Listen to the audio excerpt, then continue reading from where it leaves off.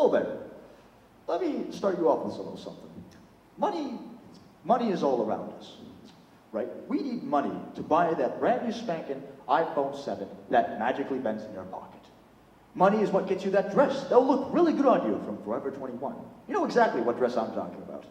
Money is what will pay for your post-secondary tuition, whether if you are going to a university or college. But let me ask you something. This powerful tool that drives our developing world today, are we all ready to fully utilize and possess money as a tool?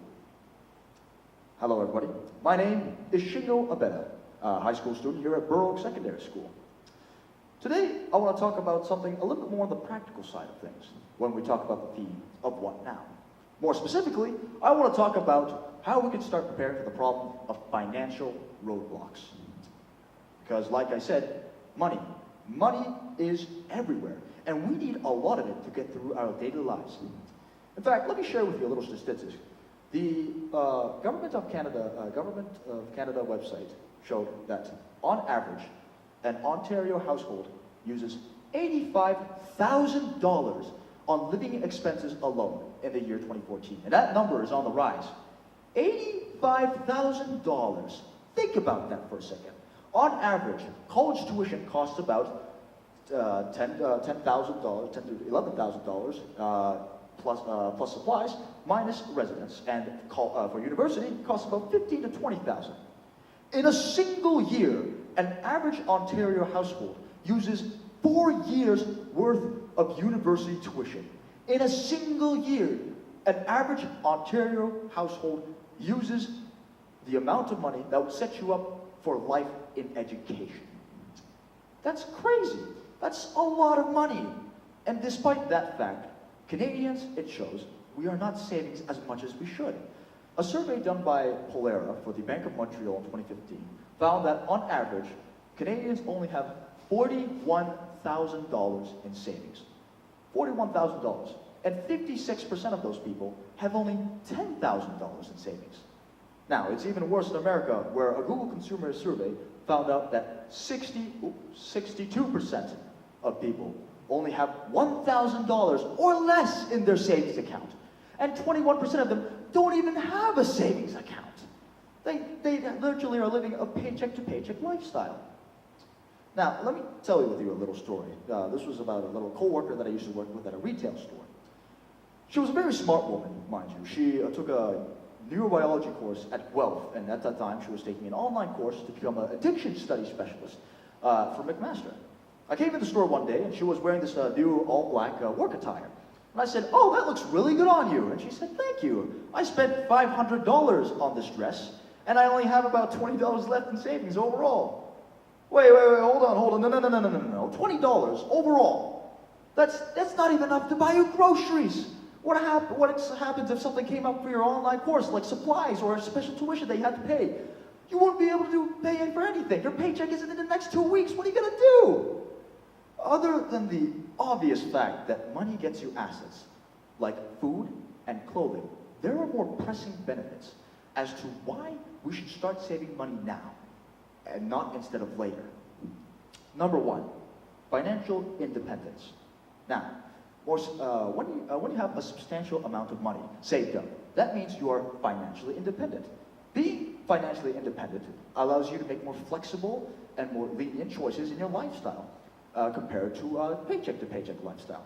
Now, this doesn't mean that you can go to the mall and lavishly spend all your savings, but it does mean that you are, for example, able to take a vacation from work when you need it, help out your family in a financial slump, or pay for post-secondary tuition if you ever have a change of career in your heart. Number two, you're gonna need a lot of money for necessities, all right? At some point in your life, you're gonna have to buy something that costs a lot of money out of necessity. Again, when I say necessity, I don't mean that $400 jacket from J. Crew. I don't mean those shoes from Louboutins. I certainly don't mean that new gaming console. When I say necessity, I'm talking about a down payment for a house, a car, or again, university tuition. Things that have considerable value in our lives do not come cheap. And large sums of money do not appear out of nowhere. And even if they do, credit card companies or banks will charge you an interest rate that makes sure you suffer those consequences later. Number 3, not only having any financial plan or any financial savings can lead to materialistic downsides, but it can also lead to negative emotional effects. Studies have shown that people who are under debt or have no financial plan are under extreme amounts of pressure from everyday life due to their spending. And due to that pressure, that can result in things like anxiety, fear, unrest, anger. All of these things do not have a very good outcome on the human body overall. And finally, number 4, life doesn't care about any plans you have.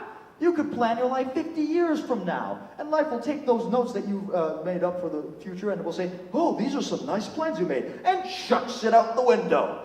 Life is an essence of time. It does not care of whether you do or will not do.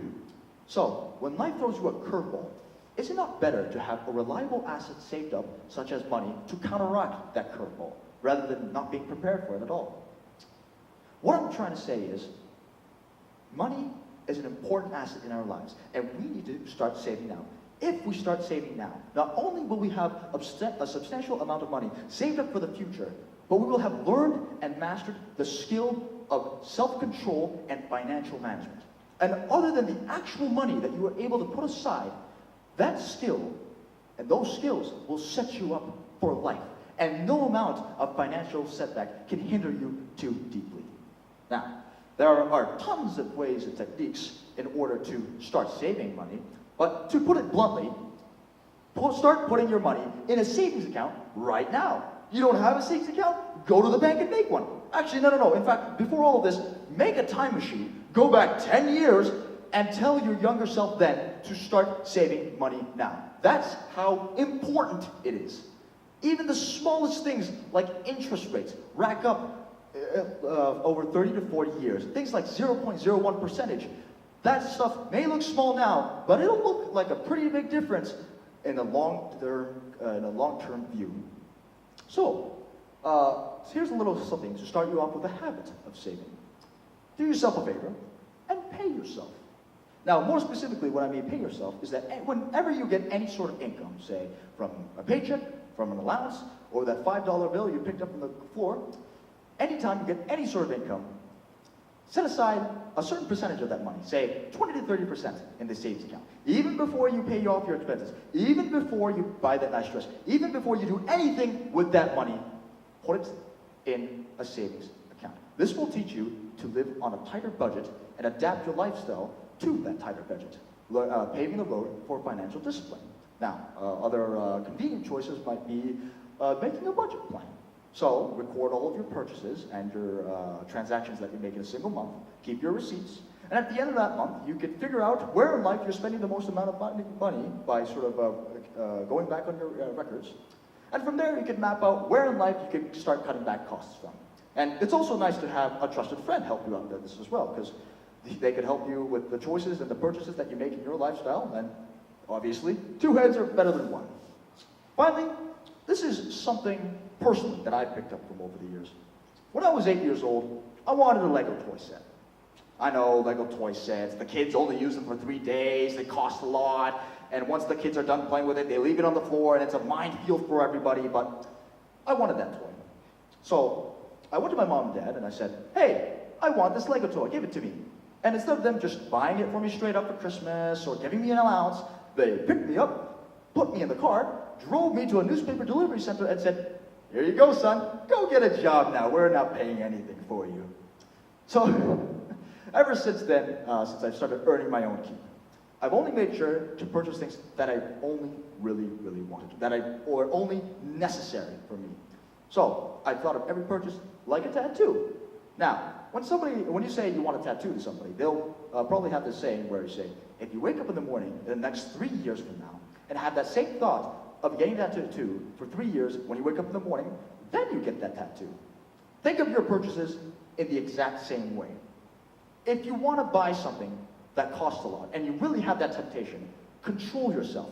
Bring that temptation home with you. Sleep on it. Sleep on it for 3 months. And then, if you sleep on it for 3 months, and every single day of those 3 months, you wake up with the thought of buying that thing, then you could buy it. If you don't have the temptation past the 3 months, don't even bother getting it. You don't need it. You could save money better that way. Ladies and gentlemen, final point being, I implore you, we need a lot of money to survive in this society. We need a lot of money to live a good life. Money doesn't appear out of nowhere, and it is better to start saving up and building up these skills of financial management and self-control now rather than later. And don't let those credit card companies get you. That's a story for me for a whole nother day. Ladies and gentlemen, have a good one.